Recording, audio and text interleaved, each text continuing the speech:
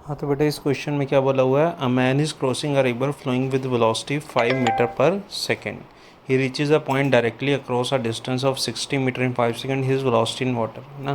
तो भाई सीधी सी बात है, अगर वो डायरेक्टली अपोजिट पहुंचता है बेटा, है ना, डायरेक्टली अपोजिट पहुंचता है तो इसका मतलब कि वो जो मैन है उसने कहीं ऐसे जंप मारा होगा ना।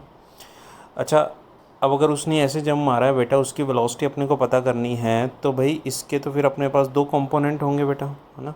एक तो बेटा इस डायरेक्शन में कंपोनेंट होगा जो उसका हॉरिजॉन्टल कंपोनेंट होगा, और एक बेटा ये कंपोनेंट होगा जो उसका वर्टिकल कंपोनेंट होगा, है ना। एक हॉरिजॉन्टल और दूसरा वर्टिकल, ठीक है। अब जो हॉरिजॉन्टल जो रिवर का बेटा जो वेलोसिटी है वो उसने दे रखी है, वो 5 मीटर पर सेकंड है।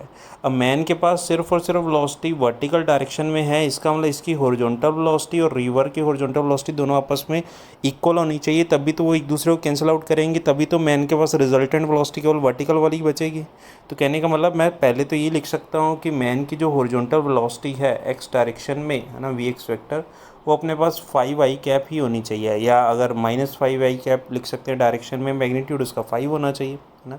अब ये वाला जो डिस्टेंस है ये बेटा अपने को दे रखा है, ये उसने दे रखा है 60 मीटर, और इसको टाइम लग रहा है 5 सेकेंड। यानी अगर मैं वी वाई निकालूँ, वी वाई जो है केवल उसी वेलोसिटी की वजह से वो जो रिवर है वो क्रॉस कर रहा है, तो मैं लिख रहा हूँ डिस्टेंस अपॉन टाइम। डिस्टेंस बेटा उसका है अपने पास 60 डिवाइडेड बाय बेटा हम लिख देते हैं 5, है ना।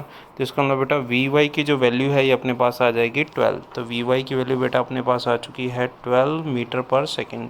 तो वी एक्स पता है बेटा, वी वाई पता है, तो वी रिजल्टेंट की बात करेंगे तो अंडर रूट में क्या लिख देंगे बेटा, 12 का स्क्वायर प्लस 5 का स्क्वायर। तो इसका मतलब बेटा अपने पास इसका आंसर कितना आना चाहिए, 13 मीटर पर सेकेंड।